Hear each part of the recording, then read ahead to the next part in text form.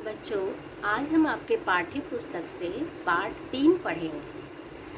पाठ 3 का शीर्षक है लो यह मधु। इस कहानी में वृक्षों के महत्व के बारे में बताया गया है कि हमारे जीवन में वृक्षों का कितना महत्व है। वृक्ष हैं, पेड़ पौधे हैं तो हमारा जीवन है। इनको बचाने के लिए, इनकी रक्षा करने के लिए हमें प्रयास करते रहना चाहिए। तो आइए अब कहानी पढ़ते हैं। नंदनवन के सभी जीव नदी के किनारे इकट्ठे हो रहे थे क्योंकि आज ही जंगल के राजा शेर ने अचानक एक सभा बुलाई थी। शेर के वहां पहुंचते ही सब जानवरों ने खड़े होकर उन्हें सिर झुकाकर नमस्कार किया। कहाँ इकट्ठे हुए थे सारे जानवर? नदी के किनारे। और कौन कौन से जानवर थे, कहाँ के जानवर थे? नंदनवन के सभी जानवर थे। और शेर के आते ही उन्होंने उठ करके सर झुका करके उन्हें नमस्कार किया।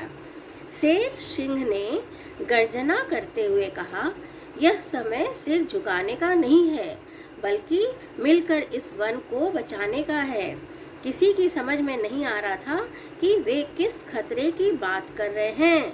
शेर की बात सुन करके कि यह समय सर झुकाने का नहीं है बल्कि इस वन को बचाने का है, तो सारे एक दूसरे की तरफ देख रहे थे। किसी को समझ में नहीं आ रहा था कि बात क्या है।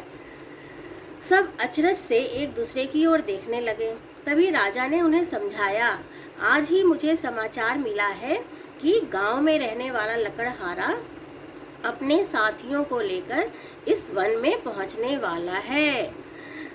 अब शेर को क्या मिला था? एक समाचार मिला था कि लकड़हारा, जो लकड़ी काटता है, जो पेड़ को काटता है, उसे वो लकड़हारा बोलते हैं, वो अपने साथियों को लेकर के इस वन में पहुंचने वाला है और पेड़ को काटने वाला है। वे आते ही यहाँ के पेड़ काट डालेंगे। शेर की बात सुनकर सभी पशुओं ने गुस्से में कहा, नहीं नहीं, हम ऐसा बिल्कुल नहीं होने देंगे। तब हाथी ने चिढ़ कर कहा, यह वन ही हमारा आश्रय है। आश्रय मतलब जो हमें रहने की जगह देता है, उस जगह को हम बोलते हैं आश्रय। जैसे हमारा घर, हमारा घर क्या है? हमारे लिए आश्रय है। हमें पेड़ों को लकड़हारे से बचाना होगा। तो हाथी ने चिंगाड़ कर क्या कहा कि यह वन ही हमारा आश्रय है और हमें पेड़ों को लकड़हारों से बचाना होगा। ठीक है। भालू गुर्राते हुए बोला, पेड़ पौधे से हरे भरे इस वन को नष्ट करने से पहले उन्हें हमसे मुकाबला करना पड़ेगा। सभी जानवरों ने हामी भरकर कहा, हम सब तैयार हैं। लकड़हारे और जानवरों के बीच छिड़ने वाली लड़ाई की आशंका से सारे पेड़ भयभीत थे। पेड़ भी उनकी बातों को सुन रहे थे। जब वो आपस में बात कर रहे थे तो पेड़ भी सुन रहे थे उनकी बातों को और उन्हें बहुत भय लग रहा था। वो आने वाले समय में जानवरों और लकड़हारों के बीच की लड़ाई के होने की आशंका से भयभीत थे। उन्हें डर था कि क्या होगा आने वाले समय में। उन्हें समझ नहीं आ रहा था कि यह युद्ध कैसे रोका जाए।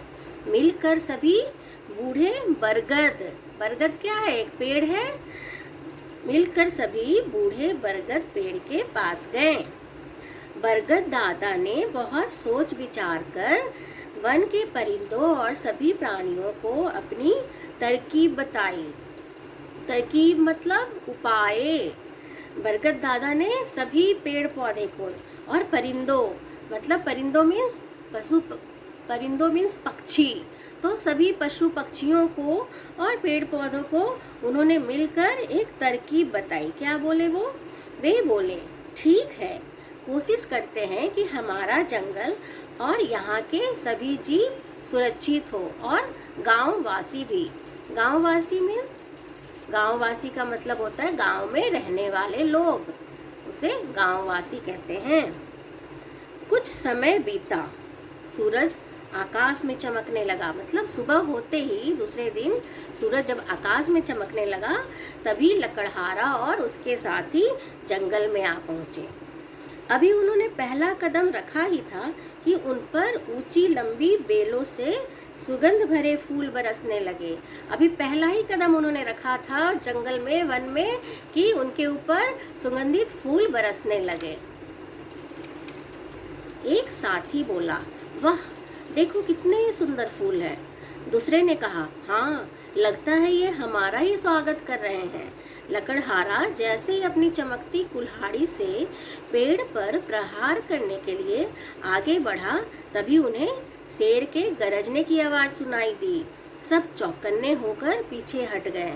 लकड़हारा शेर की आवाज़ सुनकर, लकड़हारा जब पेड़ पे प्रहार करने के लिए, प्रहार मीन्स वार करने के लिए जैसे ही आगे बढ़ा तो शेर के दहाड़ने की आवाज़ सुनाई दी और डर करके वे लोग पीछे हट गए।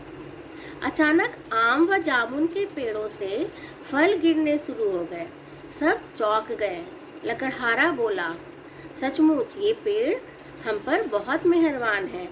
फूलों के बाद अब फल देकर हमारे प्रति अपना प्यार जता रहे हैं। तीसरे साथी ने उत्तर दिया, सही कहते हो, ये पेड़ बहुत उपकारी हैं। उपकारी मीन्स उपकार करने वाला, आपकी मदद करने वाला। सही कहते हो, यह पेड़ बहुत उपकारी है। ये हमें भोजन, कपड़े सब कुछ देते हैं, अतः इन्हें नहीं काटना चाहिए।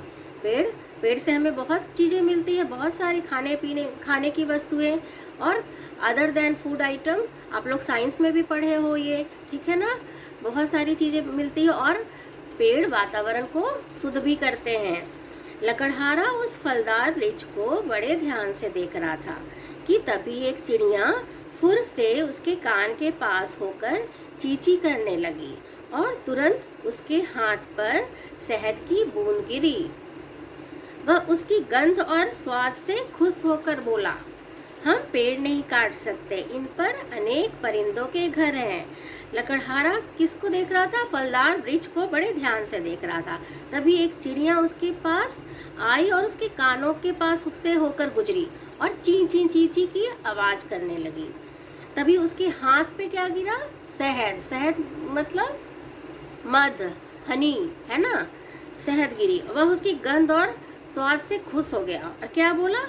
हम पेड़ नहीं काट सकते, इन पर अनेक परिंदों के घर है। पेड़ पर घर होते हैं ना पक्षियों के, वे लोग अपने घोंसले कहाँ बनाते हैं? पेड़ पर बनाते हैं। सबने कुल्हाड़ी फेंक दी। सारे लकड़हारे जो थे वो कुल्हाड़ी फेंक दी उन्होंने और अब सब और खुशहाली थी। सभी लोग खुश थे, पशु पक्षी और वन में रहने वाले और पेड़ पौधे सारे और गांववासी सभी खुश थे। मधुमक्खियों ने ढेर सारा शहद टपकाया, मानो वे धन्यवाद करती हुई कह रही हूँ, लो यह मधु। तो यह कहानी समाप्त होता है। इस तरह हमें इस कहानी से क्या शिक्षा मिलती है कि इस तरह पेड़ों ने बहुत प्यार से समझा दिया, है ना, प्यार से समझाया। लड़ाई की ज़रूरत ही नहीं पड़ी। लकड़हारे लोग, वे लोग पेड़ काटने आए थे, बट पेड़ पौधे ने बहुत प्यार से समझाया और कि कितने और इस तरह लकड़हारे समझ गए कि पेड़ पौधे हमारे लिए कितने उपयोगी हैं। इस तरह इस कहानी से हमें क्या शिक्षा मिलती है? इस कहानी से हमें यही शिक्षा मिलती है कि हमें पेड़ पौधे नहीं काटने चाहिए, पेड़ पौधों की रक्षा करनी चाहिए और पेड़ पौधे लगाने चाहिए।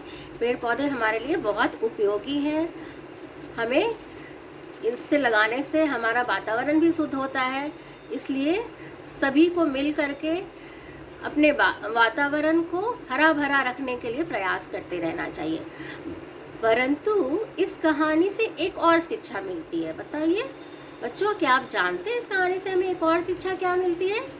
इस कहानी से हमें यह शिक्षा मिलती है कि किसी भी समस्या का समाधान युद्ध नहीं है ना।